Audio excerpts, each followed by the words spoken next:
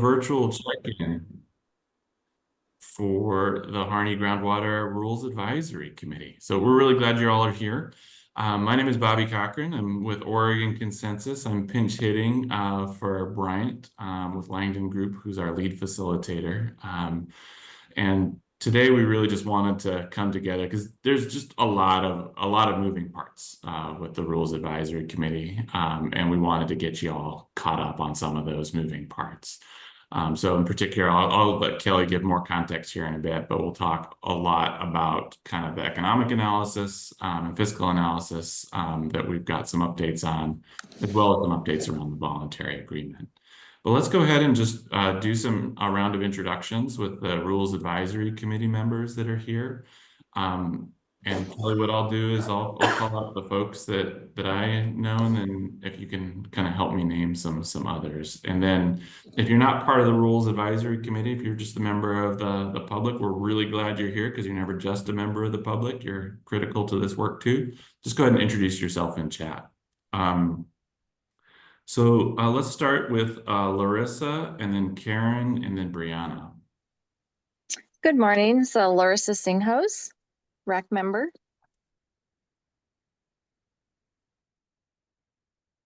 Karen Moon with the Watershed Council and Domestic Well User RAC member.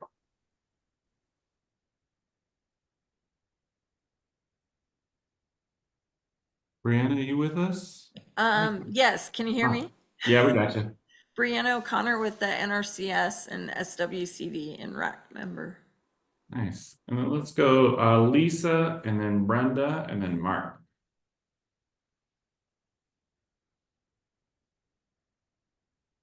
We got you on mute, Lisa, and I'll take that opportunity to say Mark Owens now that we have two Marks. But go ahead, Lisa.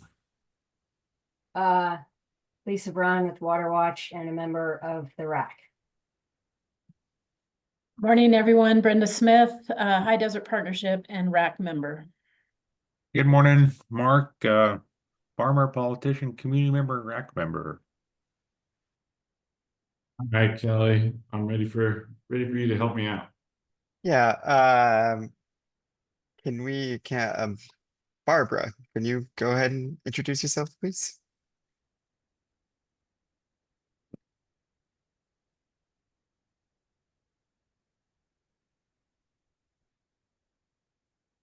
Seeing Barbara on my list here. Do you see her, Kelly? Yeah, Barbara Howard. Okay.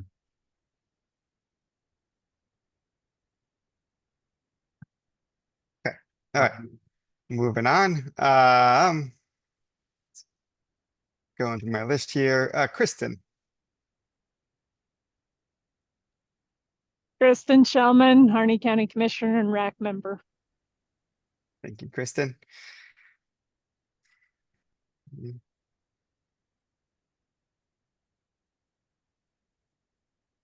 Looks like that's all I have. Did we miss anybody, any RAC members?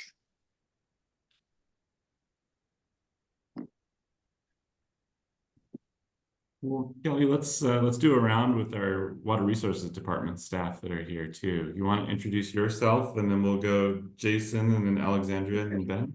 Sure. Good morning, everybody. It's a pleasure to see all of you today.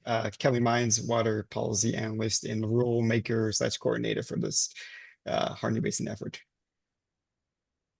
Morning, everyone. Jason Spreet, East Region Manager for Water Resources. Morning, everyone. Alexandria Scott. I'm the Community Engagement Coordinator that supports the East Region for the Water Resources Department. Hi all, I'm Ben Scandella, the Senior Groundwater Data Developer running the groundwater model. And I think we have a couple others just on audio, maybe Darik and Dally. Yep, that's who I see too. Good morning, I'm Darik Boschman, hydrogeologist in the groundwater section for the department based here in Salem. Good morning, Dally Swindlers, Water Master for District 10. Well, welcome everybody. We're really excited you all are here. Nate and Mark Buckley, I'll have Kelly introduce you, and you can introduce yourselves a little bit more as kind of the team from Echo Northwest. But Kelly, you want to give us some context on the two presentations we're going to talk about? Yeah, absolutely. So as Bobby said, there's a lot of moving parts, and I appreciate all of your flexibility in meeting quickly, because this is a quick turnaround for this virtual meeting. And so we wanted today really provide a couple updates on some key items. One, the physical impact analysis or economic analysis that we talked about, both in our last rack, the October 2nd rack, and then the September 18th discussion group, physical impact analysis. And we heard comments from the community that there was a wish or a need that we should hire an economist to help us out with the physical impact. So we went ahead and made a decision to go and hire an economist, and I'll go on briefly the reasons why. And the other kind of moving piece that we want to talk about today is this, and we sent it out to you last Friday, this like statewide guidance for voluntary agreements. We kind of want to provide some context around where this document came from, and what we're looking from the RAC members around that document. And so that would be, Jason will be talking about that a little later. So just for context around why we are hiring the economist going forward, we're hiring Echo Northwest, or is it Eco? Eco or Echo? You confused me, Bobby. It's Echo, correct? It's Echo. Yeah. Okay. I had it in my head, but then Bobby said Eco one time. So we're going ahead and hire Echo Northwest. And so there are the three main reasons why we've made this decision. The first is that we heard feedback from community members and RAC members that our business case study that we have around the Harney Basin, around economic value of water, wasn't specific enough, right? We have been working with you guys to develop these 5 management scenarios, and that business case doesn't capture those, right? So we're looking for specificity with analysis. The second is that Harney Basin is the first basin that we are applying these new Division 10 critical groundwater rules. And we're the first time we're going to be regulating groundwater using these rules. So we want to make sure that we kind of we want to make sure that we can capture all aspects of that impact. And then lastly, we recognize that there is a gap in the data that we have gathered, both in our business case and then just general data around what's the impact to what the impact to the frontline communities are going to be. And so frontline communities are those likely to be most impacted. It's usually farm workers is one good example of that. And so we just kind of have a gap in our understanding of how those communities are going to be impacted. So that is the kind of the 3 reasons why we are going ahead and hiring Echo Northwest. And should we take questions right now, Bobby, or should we throw it to Echo and then answer any questions after? Well, let's just check and see if folks have any of the RAC members have any particular questions or clarifications before we kind of turn it to Mark and Nate to talk a little more about what they'll be looking at. So questions about why Mark and Nate decided to show up today, and then we'll talk about a little bit what they're going to do.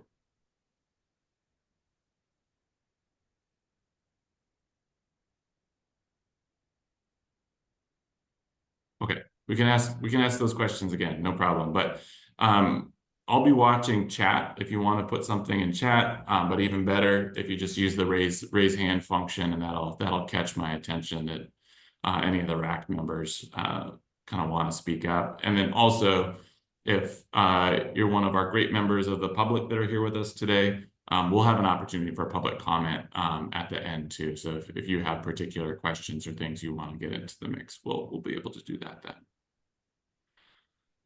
So Kelly, do you want to introduce Mark and Nate and turn it over to them to give a little bit of what they're going to be doing for us? Yeah, absolutely. So we have Nate and Mark from Echo Northwest today, who are going to give you a presentation on what their, is it accurate to say plan going forward, Nate?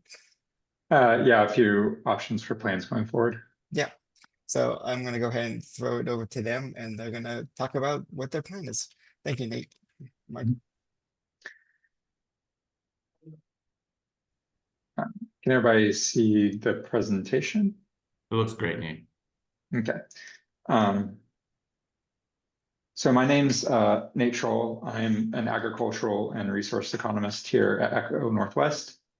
And today I'll be kind of trying to briefly walk through what our plan is for the economic impact analysis based on the 5 groundwater management scenarios put forth by OWRD. So we, based on what OWRD is able to do modeling scenario wise, we have kind of both a plan A and a plan B for how to move forward. Plan A would probably be the most preferential option. That is using the hydroeconomic model developed by Bill Yeager at Oregon State University and a researcher at USGS. This model is an economic model that gives us inputs such as like farmer inputs, acreage, as well as financial outputs related to revenue per acre, cost per acre. These data sources are what we would use to do our economic impact analysis.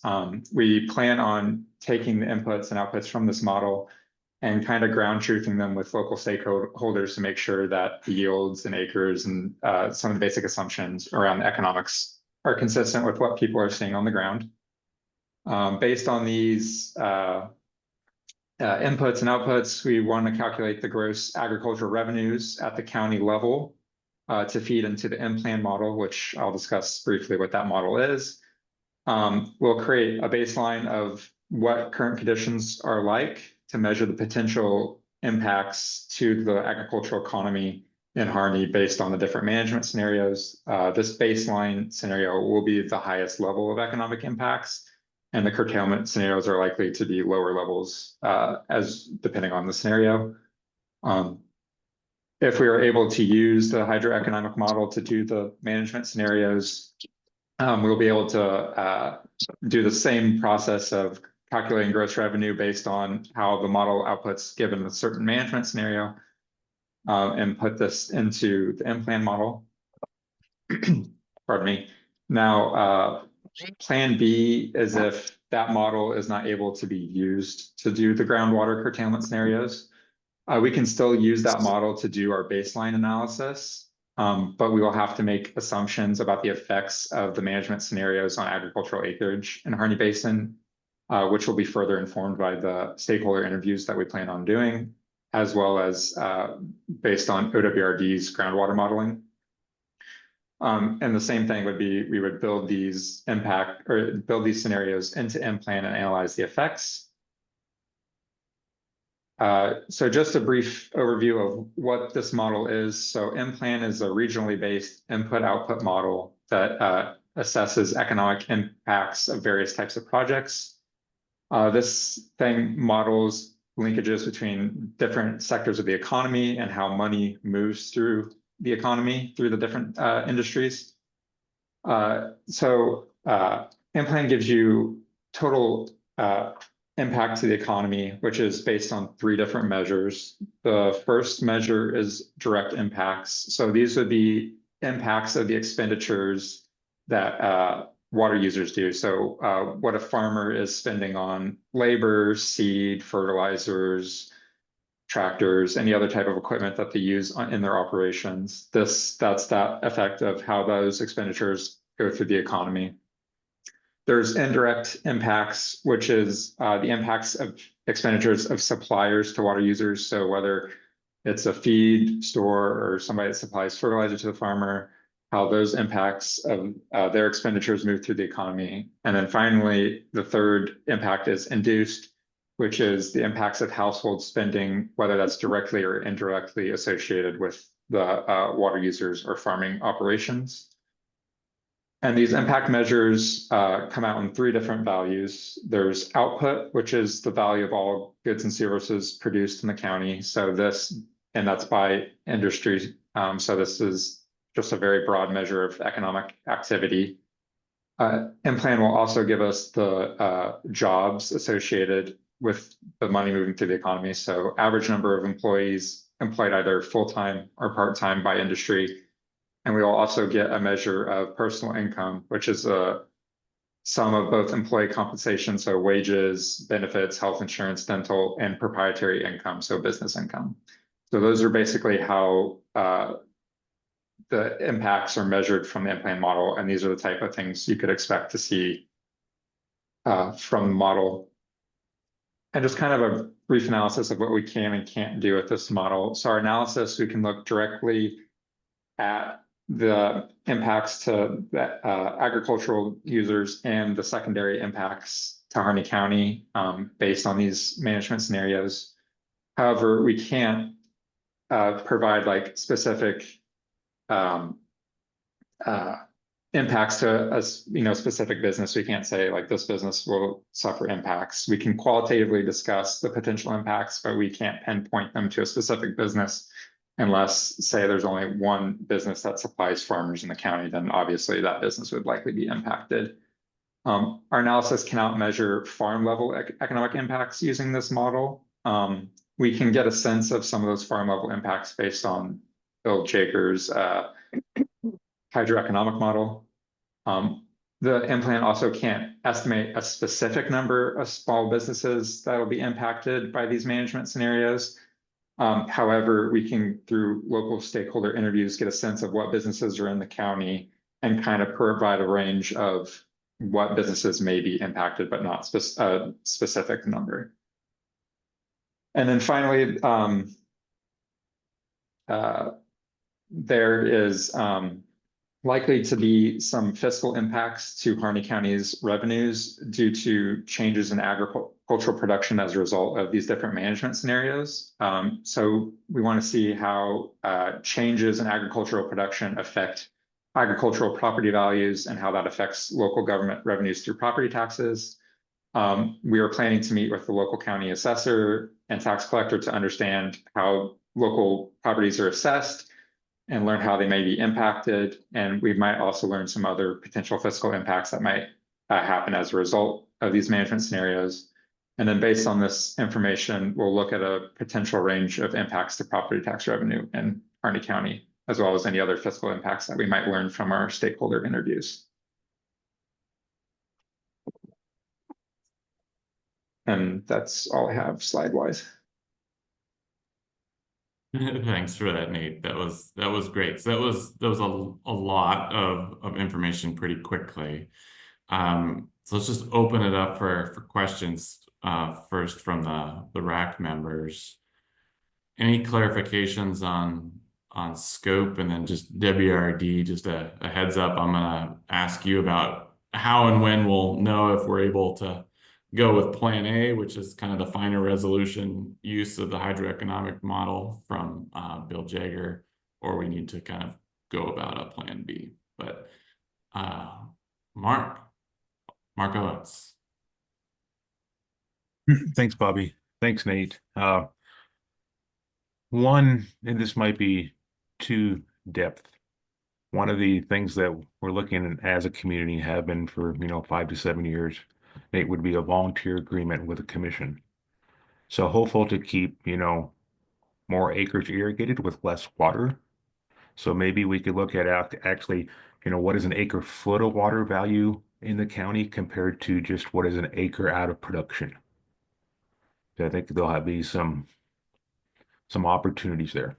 Okay.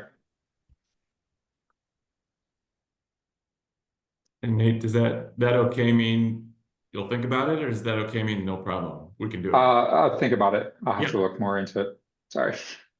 No problem. I'm just the guy who gets precise on an okay, just to make sure we don't get crosswise. Mark Buckley, did you want to say something on that? Yeah, just I don't know if this is more a place that we want to mark that to follow up and think about what that means, because I can interpret that in several different ways potentially, but I don't know if we want to dig into that right now. Maybe we follow up on that later. Part of it might be dependent on what we can do in terms of Plan A versus Plan B. we might circle back around with that, Dr. Buckley, just to, I think so. if we need it in this context is the public forum. And so as much as we can get precise here is the best. Lisa. Yeah, thanks. And thanks for the presentation. Is this the whole analysis that you're doing? Or are there other pieces to it? Because this, based on your slides, it seems like the impact types and impact measures that you're looking at are really strictly related to, you know, agricultural production. And of course, there are a number of other factors, right? Like impacts to domestic wells, stock wells. Can people still live on their land? Do they need to sell their land? That has tax implications. And of course, the ecological side of the equation too. You know, what are the impacts, potential impacts to the refuge, groundwater dependent ecosystems? And I know a lot of this was kind of scoped out in an original scope of work project that Echo Northwest did for the collaborative that we eventually didn't pursue, but I think that was a much broader analysis. So I just wonder if you can speak to sort of whether this is your whole proposal. Is it really just limited to these impacts that you've outlined, or is there like another piece of it that you're planning to do? Mark, do you want to take this question? Yeah, and I was also going to check, Bobby. I don't know if you'd want to respond to that. I appreciate that question. We certainly recognize that there are several different dimensions that are very relevant to these questions. I know there are limited resources in terms of availability for doing these kinds of analysis and what the models will that are currently available will speak to. I know there is an intention from the team in general to try to address some of those other issues as well. But right now, I don't believe our scope, given the information that's available, does include those, but could in later tasks. Bobby, I don't know if you would want to comment on that more. Well, it'd be good, Mark and Nate, if you could speak to, there's the quantitative kind of geography specific information that you're going to be able to get, right? So the gravity tends to go towards that. But there's also the qualitative work in using the business case that AMP had put together and some of those broader assumptions so that you could speak to more of the potential impact. So my understanding was the scope did include at least a qualitative discussion of groundwater dependent ecosystems, recreation, domestic wells, and stock wells. But you couldn't get quantitative measures of that out of a model. Yeah, I think that's that key distinction. You know, we certainly always want to at least acknowledge and identify, and to the extent that we can discuss the full range of consequences and trade-offs and outcomes. But we need to be realistic, I think, in terms of where there's specific discrete data that we can use for quantifying the differences across scenarios. And, you know, we certainly do that full range of analysis. As you said, we've scoped that out before, and in some circumstances, we have done that kind of analysis in similar kinds of questions. But realistically, the data and resource requirements do certainly increase to do it. Let's say an equivalent quantitative analysis on some of those non-agricultural outcomes. A fair amount of this is leveraging the availability of the hydroeconomic model that's already available and the types of outputs that are available from that model and from WRD. Lisa, did you want to follow that up directly? And then Kristen, I see you. Yeah, just really quickly, you know, that strikes me as inadequate for what we need to do for the fiscal impact statement here. I'm not sure how that decision, you know, was made, but at any rate, if that's really what you're looking at, then I think a couple of things are really important. One is to be super clear that this is just one little slice. I mean, a big slice, but a slice. This is just one, you're just looking at one aspect, right? So I think it'll be really important to be super clear on what you're looking at and what you're not looking at. And then I think it'll also be really important, and this is not for you guys, well, maybe it is too, but to be really clear that this scope did not come from the RAC. This scope, I don't know where it came from, but it's going to be really clear. It's going to be really important to be clear on sort of how this analysis evolved to look at just that one piece, and it didn't come out of a RAC decision. So I'm just asking to make sure that that is properly communicated as we move forward. That's it. Thanks, Lisa. Kristen? Well, and I think, you know, just from my understanding from our communications in the RAC, though, it does directly go back to the fact that significant impact to small businesses is included as part of this process. And so a lot of the scope does come from that definition specifically.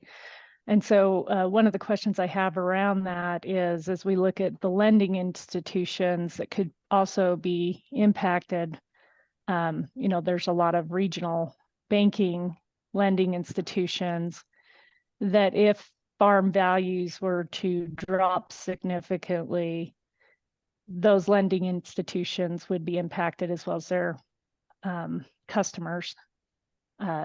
And the land values associated with that, you know, would be a huge thing going forward here as you look at a significant change in land values. And so on the lending institution side, I want to make sure that, you know, if it wasn't covered in some of the other material that was done by Mr. Jager, that we're also making sure to look at that, because some of those lending institutions really are small businesses. And, you know, they're not international companies, they're regional companies that a lot of folks depend on. And so if there was to be a significant impact to those, it could cause a large problem, you know, and that needs to be communicated and understood as this process moves forward.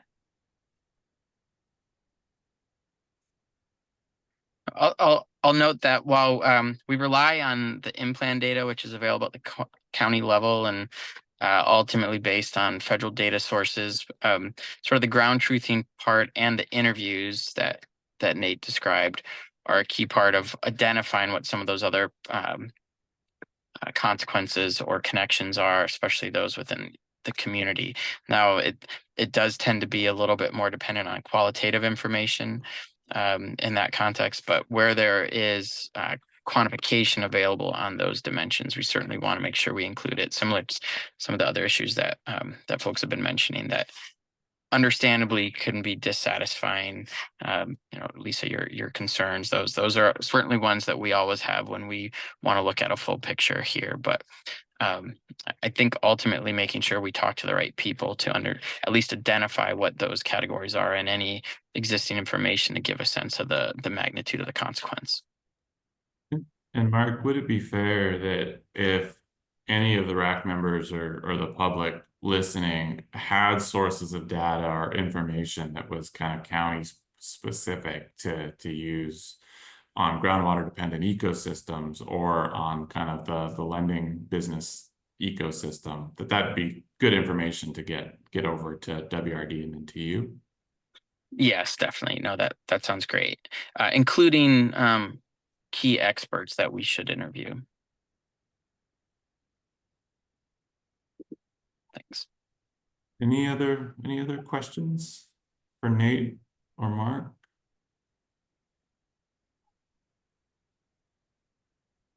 So WRD friends, I don't know if that's for Kelly or Jason or Ben, but Nate and Mark kind of brought up this path A, where we're able to use the hydroeconomic model, or a path B where we're not. What can you tell us on just kind of timelines on when we might know which path we're going to be going down? Yeah, so right now we are focusing on getting the results of the mod flow for the 5 management scenarios for November RAC. And then once we get those results ready to go for public consumption, then we're going to be focusing on looking at this Harney economic model and evaluating it. As far as timelines, I don't know yet. We have one person, and that's Ben, and so he's going to be doing both the mod flow modeling and then the Harney economic model. So I kind of just, not to put a hinge point on Ben, sorry Ben. But yeah, so we're not sure yet, I guess is the question in terms of timeline. That's fine. I just wanted to make sure that the RAC and kind of public understood that there's still just some moving parts on that. And we'll get you information just as soon as it becomes available. Okay. Kelly, I think I'm gonna move us. I see Mark Owens' hand, and then I'm gonna take that, and then I'm gonna move us Jason over to talk about voluntary agreement stuff. But yeah, Mark. Thanks, Bobby, and thanks, Kelly. I kind of brought this up yesterday during our discussion group, but in November 13th, we see modeling. December 18th, we're supposed to have draft rules. So not knowing the timeline here and some of the conversations we had previous, what can you tell this community that with this information that comes from Eco Northwest, how will it be used? And will it present itself in the draft rules? So that's a conversation we want to have in the meeting in November, Mark, is when it comes time to selecting one of these management scenarios, what criteria, like what weight do we give the physical impact, right? And so I'll frame it up this way. Say we have two management scenarios that meet our goals. We're okay with how I'm not gonna say okay, but the timeline for implication to PTW are the same. And then the RAC, we're okay with the reductions from these two model runs. And then one of them has a more physical impact than the other. Do we weight the one and pick the one that has less physical impact? So I'm trying to have a conversation on like what weight of that criteria do we use for that selection is where we're getting into. So if that answers your question. So yeah. Yeah, good enough, Kelly. I mean, we'll work through that after we see model scenario on the 13th. There'll be time on the agenda then to base model scenarios compared to one of these two runs. Even if we don't have the information from these two runs on November 13th, we can start to work with the department and how that information will be used, hopefully before draft rules come out. Yep, I hear you, Mark. Thank you all. And then I see Ken, I'm going to come back to the question and public comment period. We've got an answer for you on access to the model. All right, Jason, let's move on to voluntary agreements. What do you got for us in terms of an update? Thanks, Bobby. Just wanted to give a real quick background and update on where we are on voluntary agreements. Quickly give a background just to refresh everyone's memory here a bit. So that voluntary agreements are authorized by Oregon Revised Statute 537-745, and they are a commission-approved agreement between groundwater users to effectively use the available groundwater in a particular area. And the general guidance on that statute is, it needs to ensure that those voluntary agreements comply with the intent and purposes of the Groundwater Act 1955. So it's pretty broad guidance or pretty broad statute there that we thought would be best to start developing some guidance to give the community. And that guidance is really just focused on what the department could support, or in front of the commission for a voluntary agreement. The department does not approve the voluntary agreement, so really any scenario could be presented before the commission, but this guidance it basically outlines what the department could support or feels like they could support it to the commission. So the process to date was we put together, well, if you remember back, it's been a while, but on August 17th of 23, we did a informational session for the RAC on voluntary agreements. I believe Tim and Ivan presented a few slides around voluntary agreements at that time. And then sometime after that, we put together a small like focus group to talk a little bit about voluntary agreements and how the community was kind of leaning toward those. We had some interest. And so we put together this small focus group, had a meeting on, I believe it was in July, July 8th of 24 to talk a little bit about that. We hadn't developed a guidance up to that point. And then after that meeting, we put together some draft guidance document, presented it back to that small group, and then received some feedback on that, and then updated the voluntary agreement guidance based on that feedback. And we had a total of just 2 meetings with that group, one prior to developing the guidance, and then one on October 1st to go over feedback from that group. We made a couple small additional changes after that October 1st meeting, and then what we're doing today, and I think you all have received a copy of the draft guidance, everybody on the RAC. And what we're asking the RAC to do at this point is to take a look at that draft guidance, go over it, give us some feedback on that guidance. It's still in draft form. If we need to make some additional changes, we'll do that based on the feedback we received from the RAC. And then, you know, if we can get that by December 4th, we'll update the guidance further and move on from that point. Kelly, have I missed anything in that initial rambling there? Okay. No, I don't think you've missed anything. You covered it. Like I said, it was going to be a quick little update. Happy to take any questions about that from folks if anyone's got any.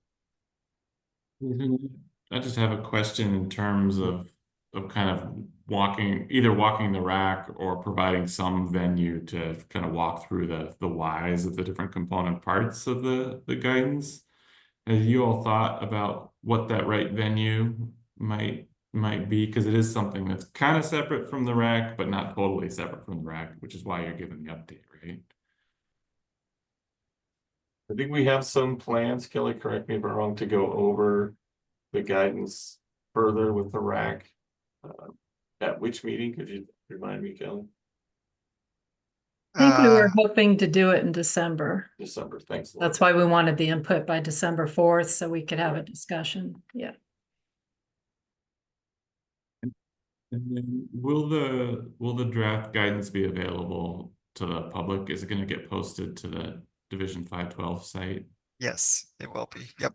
Where is it going to show up, Kelly, in the October 29th kind of meeting block there, or where do you Isn't think? it attached to this meeting? Yeah, it will be under the Because this is a virtual public RAC. meeting. There's a tab for the virtual RAC. There is a tab for this meeting. So it will be under that tab. It will be. Okay. Yes. Thank you. Yeah, Lisa. Yeah, as you can probably imagine, I have a lot of questions, comments, and concerns about the document. And so, yeah, I'm wondering, Bobby kind of beat me to it, but it seems like it would be helpful to maybe have a bigger kind of discussion session on the document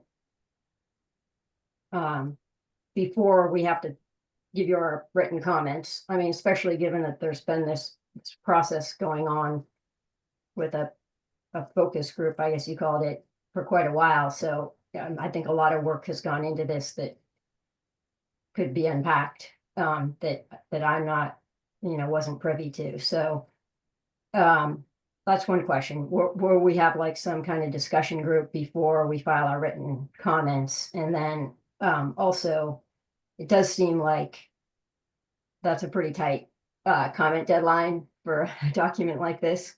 You know, I can try and hit that, but it doesn't give us a lot of time. So those are my comments, questions.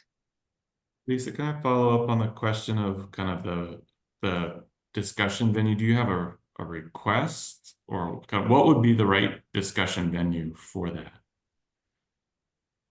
Well, I mean, this would have worked today, but it's not, it's more than a 10-minute discussion, I think. So I don't know what the right. Can I respond since I'm kind of helping work on this? So I Sure. think, so the December 4th, kind of the idea was, we didn't want to come to the December rack with you guys never having seen anything. And so December 4th, the idea there is if we get some input by then, we can incorporate that before the rack meeting, right? So kind of a first, but I don't think by any sense we mean for this to be your only chance to, you know, give input and for us to take an iteration from the rack. At least that's my understanding. So I would hope that the December meeting, we could, you know, have some time on the agenda, you know, to go over another version of this and to hear, you know, rack comments and concerns, even though, as we've said, it's meant to be a separate process. It's also a transparent process. So I couldn't talk. I listened to the whole, and you know, it's good information. No. I was wondering what somebody's not muted. Sorry. Yeah, that's helpful, Laura. I was wondering what the process. Yeah. What the timeline was after this. So that's helpful. Thank you. Mark? Thanks, Bobby. So I would encourage that we have a discussion group. I have another discussion group meeting on the guidance. So there's a few of us that were in that work group, or whatever we want to can share what some of our thoughts and concerns still are. That might help populate some better, or not better, might help populate some more comprehensive comments by the 4th. Two things then on that is, Jason, correct me if I'm wrong, but I mean, we're still waiting for the potential Assistant Attorney General and some Legislative Counsel to give some guidance on some of the thoughts that the department had on some of the requirements. And then secondly, my understanding that this document will not be set in stone, that potentially even after we work through this, that the state has acknowledged that this could be a ongoing conversation as we move forward. Maybe just not for Harney Basin, but lessons learned as we go to different communities. That is correct. And then was it correct also on the Attorney General and Legislative Counsel on some of the interpretations that the department has taken on this draft? That is correct, that we're still waiting for feedback as far as I know on that. We, you know, the department has their positions that's outlined in the document. But yeah, we are still waiting for additional feedback. Thank you.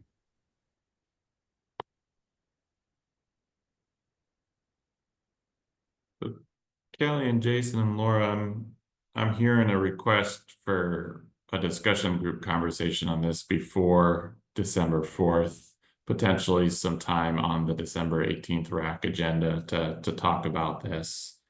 What other kind of action items coming out of this are you all hearing?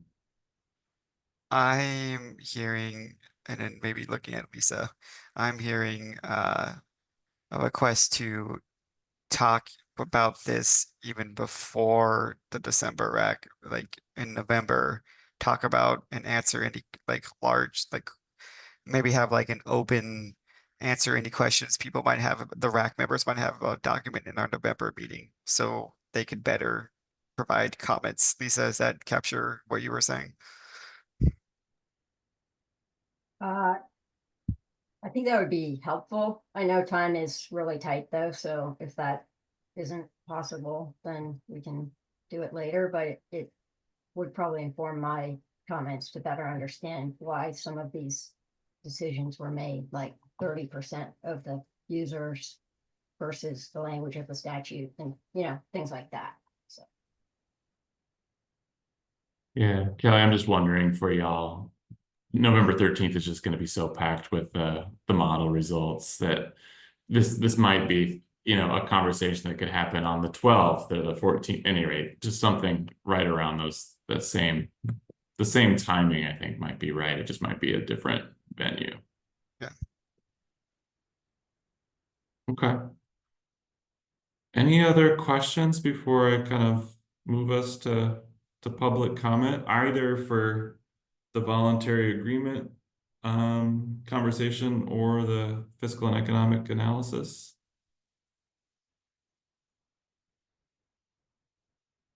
Okay. Let's go ahead and open for public comment. If you don't mind, just go ahead and raise your hand. And Ken, if I can pick on you first, just to ask the question that you put in chat, and then Ben, I might just turn right to you to help us with an answer for that. But go ahead, Ken. If you introduce yourself too, that'd be great. Yes, Ken Beerley, Hanger Honor. The real question was whether or not Ben had access to Jaeger's model. Simple question. Looking for a simple answer. Yes, indeed. Thanks, Ken. The link, the model has been published actually by the USGS on one of their websites, and I'm putting the link to that in the chat for this meeting right now. So anyone can download it. It does need a little bit of work before someone can actually run it, both in making it run and then interpreting the results. But it is out there. What we're still waiting for is for the supporting documentation to be fully published. The authors have shared some really helpful stuff with the RAC and with WRD.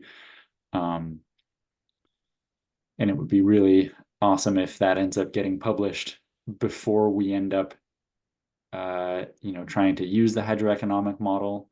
I think we may be able to proceed even if that's not the case. There are some really important questions that folks have brought up here, Mark, your point about timeline, how that intersects with WRD's capacity and ECHO's capacity and the RAC timeline are all important questions that will influence, whether we go with option A or option B. And I just want to appreciate that I hear all that, and I recognize the value that would be brought if we can bring the hydroeconomic model to bear. So doing the best. Thanks, Ben. Chris.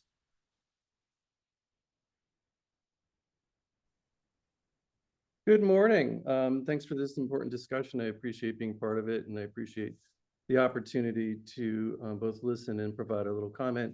For the record, my name is Christopher Hall. I'm with Water League. And my comment's really just on the fiscal impact statement. Neither ORS 183.333 nor ORS 183.335 restricts fiscal impact statements to the present. They are broadly framed to allow agencies to project economic impacts, which include the future, as the term project or project implies. The emphasis on looking at the fiscal impact only on the present, which is what this conversation this morning has mostly been about, it's a political decision. And as such, it ignores looking at the future fiscal impact. Notably, water use curtailments benefit the future by degrees in opposite proportion that they do the present. We must balance the present benefits with those for the future. The very problem we have today with overpumping is the result of such short-sighted, myopic policies, and the Water Resources Department must be more forward-looking. It would be ironic to ignore the future in a projection of fiscal impacts. ORS 183.333, subsection 3, or subparagraph, it discusses that when an advisory committee is appointed, quote, the agency shall seek the committee's recommendations on whether the rule will have a fiscal impact and what the extent of that impact will be. The extent must look forward to the future, especially over the course of the glide path as the pumping reductions come in, and then further out into the next generations. Lastly, neither ORS 183.333 nor 335 restrict the consideration of the future fiscal impacts that the administrative rules will have. And to the point, the purposes of these rules, especially these Division 512 rules designating a critical groundwater area and water use curtailments, is to preserve the water sources of the Harney Basin for the future. So I hope we can correct course here and make sure that at least half of all the fiscal impact statement efforts are forward and future looking. Thank you so much for this opportunity to chat today. And if you have any questions, I'm happy to answer them. Thank you. Appreciate it, Chris. Thank you for that. Other public comments?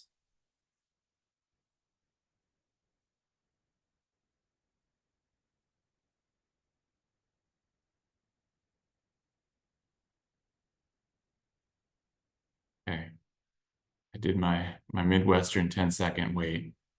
All right. Kelly, I think we're good for today. Anything else you want to make sure we cover before we close out and send people on their way?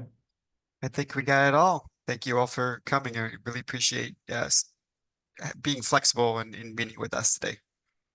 Yeah, and I think I'll just add giant thanks. I know how much this draws on your all's expertise, time, and hearts, and we're getting into a really important time.